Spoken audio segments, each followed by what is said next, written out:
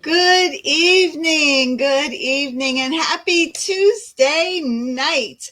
I know you're used to seeing me on Monday nights, but yesterday was Veterans Day, and my husband belongs to a community band, and he plays the saxophone in this community band in our area, and it's called the Blairsville Community Concert Band, and they put on a veterans program every single year on Veterans Day. And so that's where I was last night. So I wasn't able to do our blessings unveiled last night. So I decided to move it to tonight because he was playing in the band. And oh my goodness, it was absolutely amazing. They are an extremely talented group of people from all over our county and the surrounding counties. And it is just absolutely breathtaking. They have so many different songs that they play. There were so many veterans there, and they do a tribute to all the veterans that are there. So it was a wonderful, wonderful event. So I was not able to be here last night. So I decided to jump on tonight. I hope that you got the email. Hi, Lisa. How are you? It's good to see so many of you watching. Please jump on. If you are watching, please let me know. I'd love to know who's here this evening. It is always a joy to get to know a little bit more about you guys, and it makes me happy whenever you jump on with my lives. So I know that it is only November 12th, right? But guys, Thanksgiving is in 2 weeks, right? 2 weeks, guys. It's coming up. So, well, I guess it's 3 weeks, right? Almost. 2 weeks, a little over 2 weeks, right? So that means that Christmas shopping, it's time, guys. And if you get a jump on it, then it's perfect to be able to have your Christmas shopping and some of your crafting done even before the holiday begins. All right. So I have a couple questions for you. So many of you joining me. Awesome. Becky and Wendy and Teresa and Kenny and Jess is here. Wonderful. Great to have you guys here. So I have a question for you. What is your favorite part of the Christmas story? I want to know your favorite part of the Christmas story. Is it the angels appearing to the shepherds, or maybe the wise men following the star, or maybe it's just that precious moment in the manger? I want you to tell me in the comments, what is your favorite part of the Christmas story? All right. I would love to know that. Hi, Julie. How are you? Let me know in the comments what your favorite part of the Christmas story is, as we're waiting for a few more people to come in. I'm anxious to see what it is. I'm trying to think of what mine is. I don't know. I love the shepherds. To me, I can just envision them out there watching their sheep, just calmly, quietly looking up at the night sky, and then seeing that huge star and seeing those angels and just announcing the birth of the baby. To me, that just would be so awe-inspiring. And what's the first thing he said to them? The angel said, "Do not be afraid," right? Isn't that what they always say? Kathy says she loves the angels singing over the shepherds too. Yes. Yes. Mona says, "This is my first time watching your live." Awesome, Mona. We're welcome. So glad that you're here. You're in Farmers Branch, Texas, outside of Dallas. I was just in Dallas just a few weeks ago, about a month ago. I love it there. The shepherds, that's what you would say. Hey, Frank, my husband's here watching. All right. So go ahead. Baby Jesus, Mary says. Wonderful, wonderful. Birth of Christ, says Lisa, too. Wonderful. Yeah, there's so many different things that people love about the whole story, right? So one of the things that I do want to say is, before we get started, is we are going to have a little contest, and somebody is going to win one of our kits that contains the whole set of the Bethlehem's blessing, so that you can do it yourself. Okay. Teresa says the animals as they see our newborn king. That's awesome. Baby Jesus, Mona says. So anyway, what I want you to do is, in the comments, I want you to comment if you were in Bethlehem that night. All right. What present would you have brought baby Jesus? All right. Think about that. And I want you to go ahead and comment when you get a chance and tell me what present you would bring baby Jesus. Okay. I always think of the little drummer boy. That's what the gift that he brought. Kenny says, my favorite part is Joseph honoring his promise to marry Mary. That's really good. That's awesome. All right. So anyway, let's go ahead and move on. But I do want you to go ahead and answer that. All right. What gift you would bring. So I want to give you a little history about nativities. All right. So this beautiful tradition of displaying nativity scenes in our houses actually started way back in the 1200s. And it was St. Francis of Assisi who created the very first living nativity scene in a cave in Italy. It had real animals, local people playing the roles, because he wanted people to understand and truly connect with the miracle of Christ's birth. And then from there, other families began creating their own nativity displays, first in Europe and then spreading across the world. And the displays, whether they were very elaborate or simple, became known as creches in France, right? So every culture added to its own special touches, but the heart of the displays always remained the same. That holy night in Bethlehem, right? I have a friend who has 9 kids. Now, most of them are all grown and gone now. However, she used to always have her kids dress up and do the whole nativity. And they would have their sheep. They raised sheep, and they would have their whole nativity out there. And people would drive from all around to come out to their farm to see their display. And just very, very touching. So what I love most about having nativity pieces in our homes is how they serve as a daily reminder during the busy holidays about what Christmas is truly about. They help us pause, even if it's just for a minute, to remember the greatest gift that was ever given. And that's actually what inspired me about this project that I'm making today. Instead of just one nativity scene in one spot, we're going to create 8 different pieces that can be placed throughout your home, or you can actually have it on a little tiered tray, or have them all in one place, whatever you'd like. You're going to have 8 different pieces in this kit so that you can have the story with you. If you wanted to, you could put one piece in every room and just walk from room to room. Maybe you'd have the shepherds in the field in one room and the angels proclaiming the good news in the next, or the wise men following that star. And of course, the Holy Family as well. So each piece that we're going to create today isn't just a decoration, but it can be a very good conversation starter, right? A teaching tool for children. And most importantly, it's going to be a reminder of God's incredible love for us. So before we run out of too much time, I'm going to go ahead and get started with this. And do not forget, if you want to enter in the contest, make sure you answer the question. If you could have been present in Bethlehem that night, what would you have brought as your gift to baby Jesus? There is lots of things. Kathy West is saying, I would bring Jesus my love, a pillow and blankets, Julie, love. My gift would be that I would tell him I would follow him my entire life. I love that. Blankets, bring yourself. I would give him my heart. I would bring him a heart that would that I would make to represent my love for him. Diapers and blankets. There you go, Teresa. All right. Wonderful. Thank you so much for answering that. All right. So let's go ahead and get started. I am going to bring this forward so that you can see what is down here. So this is what you're going to get in your kit. You're going to get a little booklet that tells you about what is supplied. If you get the whole kit, you do get the 8 let me grab them here. You do get the 8 pieces of the little wooden pieces, and then you get your sheets that have all of the pictures on them. So there will be 4 different sheets with the designs on them.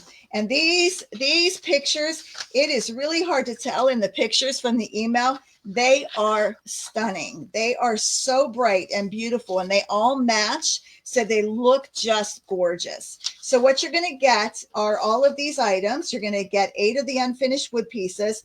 What you're going to need is some Mod Podge. You're going to need either a foam brush or a soft bristled brush. It really does work best if you use a little bit of a bigger brush. When I started making mine, I started out with a little one, and the Mod Podge started drying before I actually got everything on. So if you put this on, it works a lot better.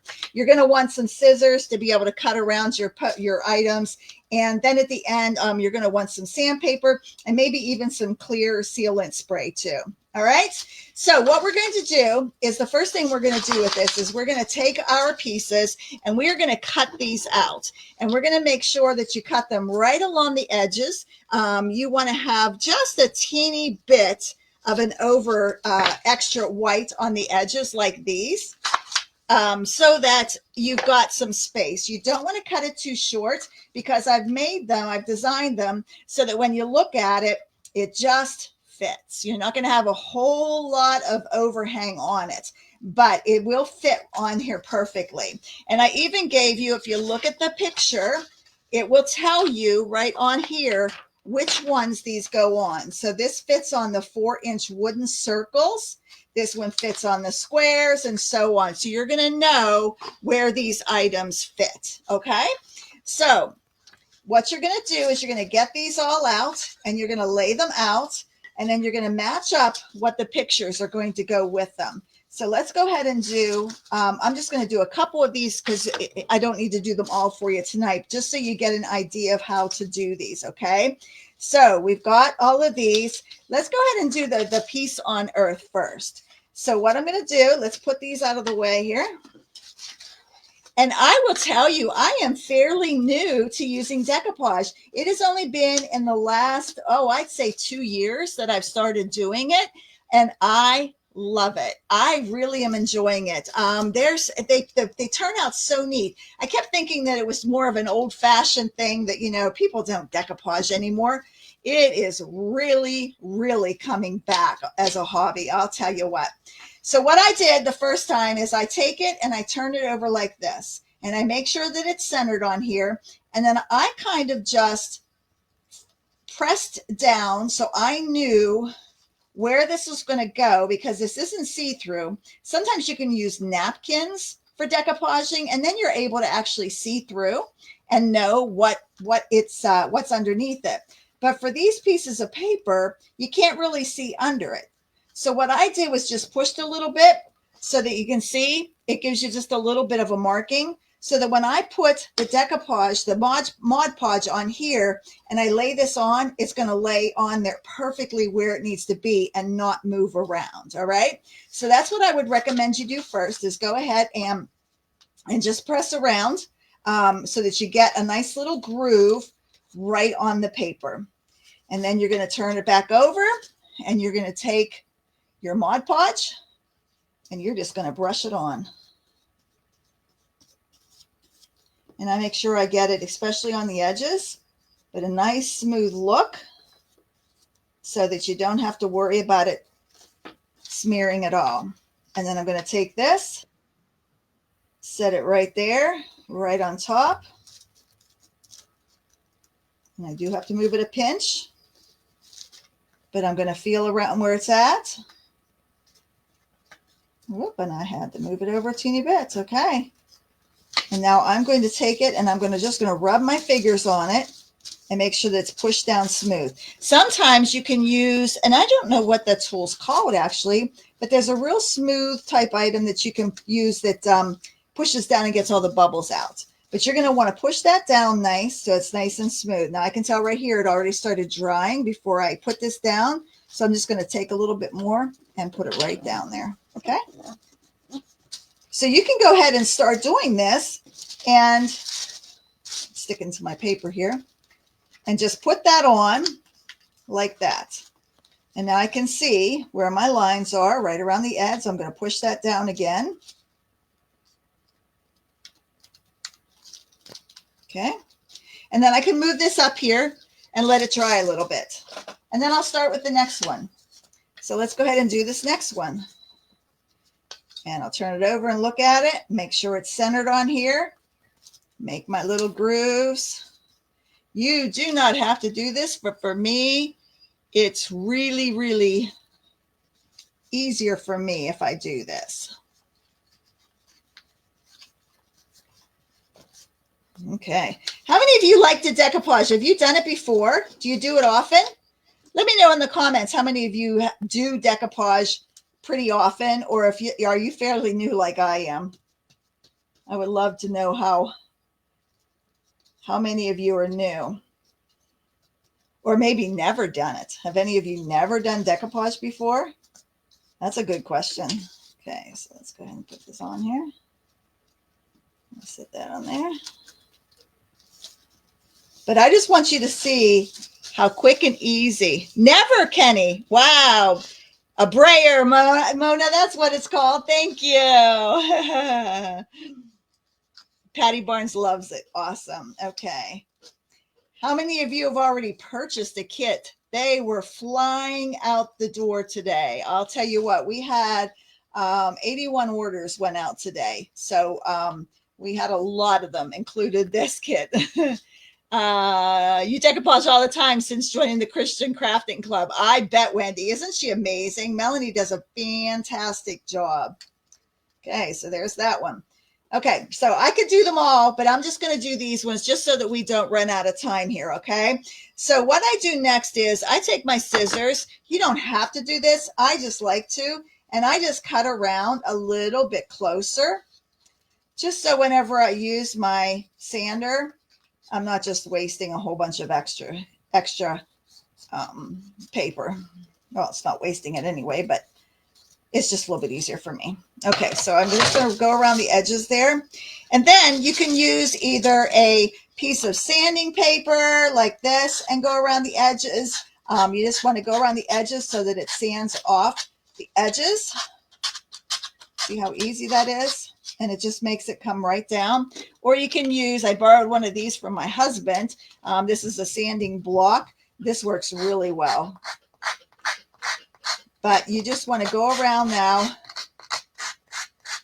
and use this around the edges and get all the paper off of the edges. My paper's not doing very good on here, is it? This one's a little bit big. I think probably if I were going to use it more, I'd probably cut a piece of it off. That'd probably work a lot better. Mona, it's been a long time. Yeah. Judith says, I have decoupage napkins on playing cards, scrapbook paper on words, but you love the nativity scene. Oh, that's fantastic. Okay, so we're just going to keep on going around here until I get most of it off, and then we're going to go a little closer. But boy, it really pulls out such a nice look to it once you get all around the edge. And you're able to peel that right off. And then you see the definition of these pretty blocks, huh? I apologize if that is hard on the ears. Dollar Tree has sanding blocks. Oh, fantastic, Teresa. That's great to know. Yeah, you can get sanding blocks at the Dollar Tree then. Great. Okay, so see how easy that's coming off on the edges there? And then it gives you that nice smooth look to it. Okay, so after you're done with this, you're going to, even my chair is squeaking because I'm doing with this. I'm just going to go ahead and finish this one. And then we're going to decoupage again right over top it at least once, maybe even twice, because that's what gives you that nice finish. The nice finished look to it.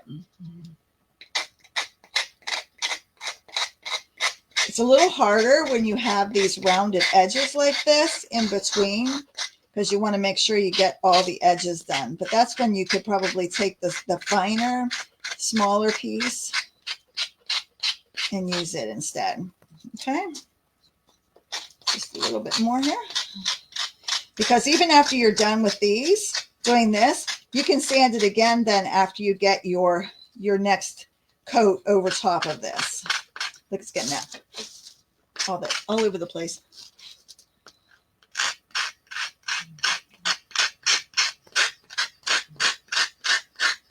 How many many of you have done any kind of a decoupage nativity before? Have you done a decoupage nativity before? Even if it was on napkins? I'd love to know that. Okay, so look how easy that was. See how quick and easy? Okay, I'm going to blow that away so I don't get anything on here. And then now it just has kind of like a, a dull finish on it. And now we're going to go ahead and use this again. And we're going to put a coat right over top. And we're going to let that dry. And that's going to give it a bit of a shiny finish. And then we're going to do it again. Oops. There we go. And then you're just going to set it aside. But you see how fast and easy that could be? Now, here's some of the ones that I did before. I did these the other day. So they're already done once, but they kind of have a little bit, you can kind of see where it's done. I'm going to go ahead and do a second coat on my ones that I did yesterday. Now these ones, I'm planning to give these as gifts because I think these would be fantastic gifts. When you hand somebody an actual gift and then give one of these as well with it, or maybe in a card, you could actually include these right in a card, and they would be beautiful. So we're just going to put another layer over top of this one. And then after I'm done with this one and it dries well, then I'm going to sand it as well. Okay. That is how easy it was, guys. Let's go ahead and remove this and come back here. All righty. So you love the bright pictures. I know they really turned out gorgeous. I designed these. I'll be honest with you. When I first bought these wooden pieces, I was planning to purchase stickers, design stickers and put on them and have them available to put on them. And then when I started working with it and trying to design these stickers, I wasn't really happy with it. I just didn't like what it looked like. And I kept thinking, I could do better than that. I could design these pictures and they would be so much better. But look how gorgeous that is. Isn't that beautiful? Here's the shepherds. And again, this still needs one more coat as well. And they're still just gorgeous. There's those shepherds. There's Mary and Joseph. Here's peace on earth. And then here's the wise men. There you go. And then we've got our joy to the world. It's the last one that I just finished. And put another coat on that one. So that one's still drying. All righty. Fantastic. Okay. So that only took about 20 minutes. So that didn't take that long. All righty. So there we go. Thank you so much for joining me. Do you have any questions about any of the crafting? Do you guys like the crafts that we include, like in the Creative Blessings Club? I love crafting. So for me, this is a lot of fun. I love doing devotionals. I love writing the devotionals, but I just like doing a little extra things in them too. So that's why I try to include different crafts in with the devotionals that I do, or, some kind of an item to do. We are shipping out the Creative Blessing Club this week. I am so excited for you to get it. Let's see here. Judith said, are you using glossy or a matte? This is a matte. You know what, Kathy? I bet you a glossy would look better. But this is a matte that I had purchased once before. I think I will get some glossy because I bet these would be absolutely gorgeous with the gloss, right? That would look really nice. So yeah, the Creative Blessing Club is going out. We do have, I think, about 15 kits left after all of the subscribers got theirs, plus the others that purchased them have purchased extra ones. So if you have not gotten your Creative Blessings Club yet, there is still time to get it. And then we will be making an announcement the week before Thanksgiving about what is going to be going on in January. All right. Because we've gone a whole year following Jesus's birth, Jesus's whole story. We started out with his his story, his first story, and that was the Footsteps of Grace. That was the first one. Then we went to Redemption's Road, and that was just the week of Easter. So it was Palm Sunday through the resurrection. Then we went to Acts. We studied the whole book of Acts. And then we did the parable path, and we talked about all the different parables, and we talked about miracles. And now this one is all about the prophecies. And it has been so interesting to me. I knew that there were different prophecies, but I never dug quite so deep as I did with this one. And we go through 6 weeks worth of prophecies. I have a feeling this is going to be one that you may do, but you may go back to it later. Just to think about all the different prophecies that pointed to Jesus's birth, Jesus's life, Jesus's resurrection, Jesus's role as a prophet, as a teacher, all of those things. It's really, really good. And I hope that you enjoy the crafts too. I'll fill you in on a little secret. There's going to be a decoupage one. I'm going to show you this one. That's going to be one of the crafts that you're going to do. It's a decoupage of a little sheep, and it has Jesus carrying the sheep on his back. I did that picture. I designed that picture, and I just knew that's what I wanted to put on that little sheep. I thought it turned out so good. All righty. Thank you so much. If you have not commented yet, I want to make sure you comment, okay? Because whoever comments, that's who's going to win. We're going to do a drawing. And if you're watching this on replay, type in replay and make sure you comment also on what gift you would bring to baby Jesus. All right. We will pick this, the winner, probably tomorrow morning, and we'll announce it tomorrow morning. So you've got all night and tomorrow morning. Okay. All righty. Thank you so much for joining me. It is always awesome to be here with you. I will see you next Monday, and we'll do another Blessings Unveiled. And it has been a pure joy to be here with you. Thank you so much for all of you. And I pray you have a very, very blessed evening. Bye-bye.